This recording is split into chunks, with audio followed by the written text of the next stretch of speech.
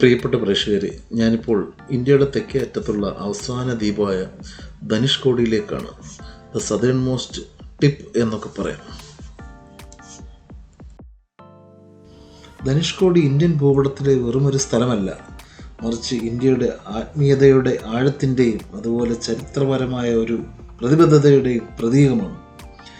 രാമായണം അനുസരിച്ച് ശ്രീരാമനും വാനരസേനയും ലങ്കയിലേക്ക് തീർത്ത പാലം വിഭീഷണന്റെ അഭ്യർത്ഥന പ്രകാരം രാമൻ തൻ്റെ വില്ല് അഥവാ ധനുഷ് കൊണ്ട് തകർത്തു എന്ന ഒരു കഥയുണ്ട്.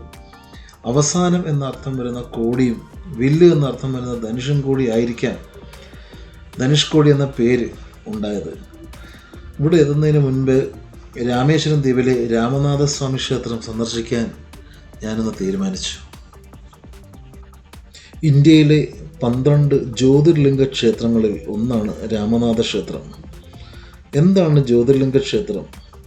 ശിവനെ ജ്യോതിർലിംഗ രൂപത്തിൽ ആരാധിക്കുന്ന ക്ഷേത്രങ്ങളെയാണ് ജ്യോതിർലിംഗ ക്ഷേത്രങ്ങൾ എന്ന് പറയുന്നത്. നമുക്കറിയാം എന്താണ് ലിംഗം. സംസ്കൃതത്തിൽ ലിംഗം എന്ന് വെച്ചാൽ അടയാളം, പ്രതീകം എന്നൊക്കെയാണ് അർത്ഥം. ശിവലിംഗം എന്ന് വെച്ചാൽ ശിവന്റെ അടയാളം, ശിവന്റെ പ്രതീകം. മറ്റു മൂർത്തികളെ നമ്മൾ രൂപം കൊണ്ടും ചിത്രങ്ങൾ കൊണ്ടും മനസ്സിലാക്കുമ്പോൾ ഭഗവാൻ ശിവന്റെ സാന്നിധ്യം ലിംഗരൂപത്തിലാണ് നമുക്ക് മനസ്സിലാകുന്നത്. എവിടെ ശിവലിംഗമുണ്ടോ അവിടെ ശിവ സാന്നിധ്യമുണ്ട്. ഇനി എന്താണ് ജ്യോതിർലിംഗം? ഇതിന് പിന്നിൽ ശിവപുരാണത്തിലൊരു കഥയുണ്ട്. ഒരിക്കൽ ദേവദേവരായ ബ്രഹ്മാവും വിഷ്ണുവും ഒരു തർക്കത്തിൽ ഏർപ്പെട്ടു. ആരാണ് തങ്ങളിൽ വലിയവൻ? അതായിരുന്നു തർക്കം. ഈ തർക്കം ദേവദേവനായ ശിവന്റെ മുൻപിൽ ഒരു പരിഹാരത്തിനായി വന്നു. അദ്ദേഹം 3 ലോകങ്ങളും തുളച്ചു കയറുന്ന ഒരു പ്രകാശബിംബമായി വളർന്നു. ഈ പ്രകാശബിംബത്തിൻ്റെ അവസാനം ദർശിച്ച് മടങ്ങി വരുന്ന ആദ്യത്തെ ആൾ തങ്ങളിൽ വലിയവനായി കണക്കാക്കും എന്ന് ശിവൻ അഭിപ്രായം പറഞ്ഞു.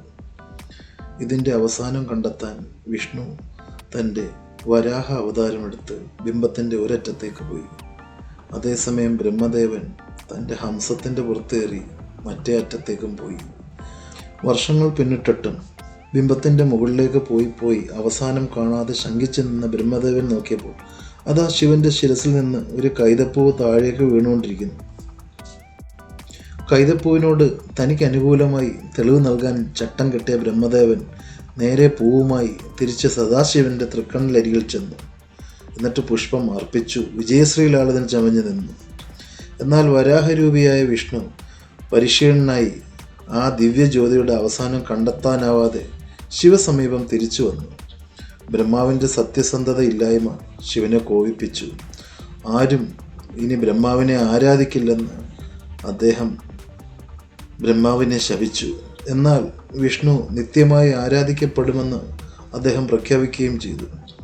ശിവൻ അന്ന് അഗ്നിജ്വാലയായി ജ്യോതിർലിംഗമായി ഭാരതത്തിൽ കൂടി കടന്നുപോയ 12 ദിവ്യപ്രദേശങ്ങൾ 12 ക്ഷേത്രങ്ങളായി മാറി.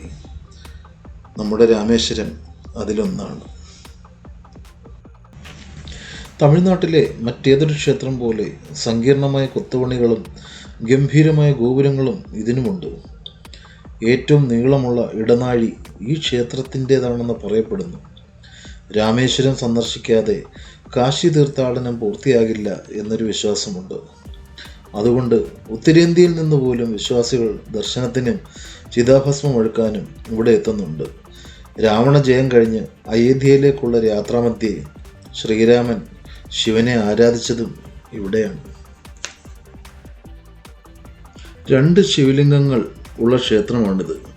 രാവണന്റെ പിതാവ് വിശ്രവസ് ബ്രാഹ്മണൻ ആയിരുന്നത് കാരണം ബ്രഹ്മഹത്യാപാപത്തിൽ നിന്ന് പ്രായശ്ചിത്തം നേടാൻ, ശിവഭജനം നേടാൻ രാമൻ തീരുമാനിച്ചു. ഹനുമാനോട് കൈലാസത്തിൽ നിന്ന് ഒരു വിശ്വലിംഗം കൊണ്ടുവരാൻ രാമൻ കൽപ്പിച്ചു. എന്നാൽ ഹനുമാൻ അതെത്തിക്കാൻ കുറച്ച് കാലതാമസം നേരിട്ടു. അപ്പോൾ സീത മണ്ണ് കുഴിച്ച് മറ്റൊരു ശിവലിംഗം ഉണ്ടാക്കുകയും രാമൻ അതിനു മുന്നിൽ തപസ് ആരംഭിക്കുകയും ചെയ്തപ്പോൾ വിശ്വലിംഗത്തോടെ മടങ്ങി വന്ന ഹനുമാൻ വിഷണ്ണനായി. ഇത് മനസ്സിലാക്കിയ രാമൻ ഹനുമാനെ സാന്ത്വനിപ്പിക്കാൻ 2 ലിംഗങ്ങൾ അവിടെ പ്രതിഷ്ഠിക്കുകയും ഹനുമാന്റെ വിശ്വലിംഗം സീത നിർമ്മിച്ച രാമലിംഗത്തിനേക്കാൾ മുന്നേ പൂജാവിധികളോടെ ആരാധിക്കപ്പെടും എന്ന് അരുൾ ചെയ്യുകയും ചെയ്തു. തപം കഴിഞ്ഞ് രാമൻ തൻ്റെ സായകം തൊടുത്ത് 22 പുണ്യതീർത്ഥ കുളങ്ങൾ ഉണ്ടാക്കി സ്നാനം ചെയ്തു എന്നാണ് ഐതിഹ്യം. ഇവിടെ മുങ്ങിക്കുളിച്ചാൽ ജന്മജന്മാന്തരങ്ങളുടെ പാപം തീരുമത്രേ. സത്യത്തിൽ രാമേശ്വര ദ്വീപിൽ 64 പുണ്യതീർത്ഥങ്ങളുണ്ട്. അതിൽ 22 എണ്ണം ക്ഷേത്രത്തിനകത്താണ് സ്ഥിതി ചെയ്യുന്നത്. ക്ഷേത്രത്തിന് ചുറ്റുമുള്ള ഈ കടകൾ ശ്രദ്ധിച്ചു. ഇവിടെ പലതിനും ലോക്കർ ഫെസിലിറ്റി ഉള്ളതാണ്. വിദൂരദേശങ്ങളിൽ നിന്നും സ്നാനം ചെയ്യാൻ വരുന്ന ഭക്തജനങ്ങൾക്ക് വേണ്ടി അവരുടെ വിലപിടിപ്പുള്ള സാധനങ്ങൾ സൂക്ഷിക്കാൻ ഞാനും ഇതുപോലെ ഈ 22 തീർത്ഥങ്ങളിൽ സ്നാനം ചെയ്യാൻ വന്നതാണ്. അപ്പോൾ ഏതൊക്കെയാണ് ഈ പുണ്യ സ്നാന തീർത്ഥ കുളങ്ങൾ അല്ലെങ്കിൽ കുണ്ടങ്ങൾ എന്ന് നമുക്ക് നോക്കാം. ഇതിൽ ഏറ്റവും പ്രധാനം എന്ന് പറയുന്നത്, ഏറ്റവും ആദ്യത്തേത് എന്ന് പറയുന്നത് മഹാലക്ഷ്മി തീർത്ഥക്കുളമാണ്. അപ്പോൾ ഇതിൽ കുളിച്ചു കഴിഞ്ഞാൽ പ്രോസ്പെരിറ്റി, സമൃദ്ധി, മഹാലക്ഷ്മി തീർത്ഥം, പ്രോസ്പെരിറ്റി, സമൃദ്ധി ഇവ ലഭിക്കുമെന്നാണ് പറയപ്പെടുന്നത്. ഇതിൻ്റെ അടുത്തത് 3 കുണ്ടങ്ങൾ ഒരുമിച്ചാണ്: സാവിത്രി, ഗായത്രി, സരസ്വതി. ഇതിൽ സാവിത്രി എന്ന് പറയുമ്പോൾ തടസ്സം, ദുഃഖങ്ങൾ മാറുന്നു. ഗായത്രിയിൽ കുളിച്ചു കഴിഞ്ഞാൽ സമാധാനം കൈവരുന്നു. സരസ്വതിയിൽ കുളിച്ചു കഴിഞ്ഞാൽ അറിവും ബുദ്ധിയും ഉണ്ടാകുന്നു എന്നുള്ളതാണ് സങ്കല്പം.